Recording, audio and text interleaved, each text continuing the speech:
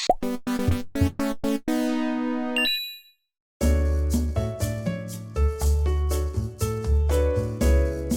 King of Fighters is a classic arcade fighting game. I remember passing by arcade cabinets thinking, oh look, a rip-off Street Fighter. That's a bit harsh. And the reality is that King of Fighters was, or is, a decent fighter, with its own mechanics and huge roster of characters. When a mobile iteration was announced, I was intrigued. Now that we finally get our gloves on the King of Fighters All-Stars, let's dive into my nonsensical thoughts. It's time to ramble, it's ramble time. The King of Fighters All-Stars is not the fighting game I expected. I guess it was too much to expect a traditional 2D fighter. Instead, we are presented with a side-scrolling brawler, something similar to Final Fight or Streets of Rage. I shouldn't have used those as examples. I don't want to lump this game into the greatness of those games. Nevertheless, KOF All-Stars is a gacha brawler. Well, that sums it up nicely. Okay, I don't want to sound too negative, as there is some joyous gameplay elements sprinkled throughout this game. For example, the button mashing does create some cool beatdowns. Go from story segment to story segment beating up thugs, then defeat a boss, and continue on. Unlock more fighters, level them up, tag them in, and beat up more thugs. The controls are fluid enough, and the cool special attacks make for good timed face punches. As you progress through the game, more and more content is unlocked, including cool bonus stages, beat up a stone sculpture, and my favorite, take out your aggression on a perfectly functional vehicle. These are nice distractions, and the event system does create fine replayability. The game soon picks up in difficulty, and the easy bosses will soon become sponges of death. Leveling is a must, as well as tweaking your team. Speaking of your team, the cast of characters is enormous. I am not a huge fan of the series, so I have no idea who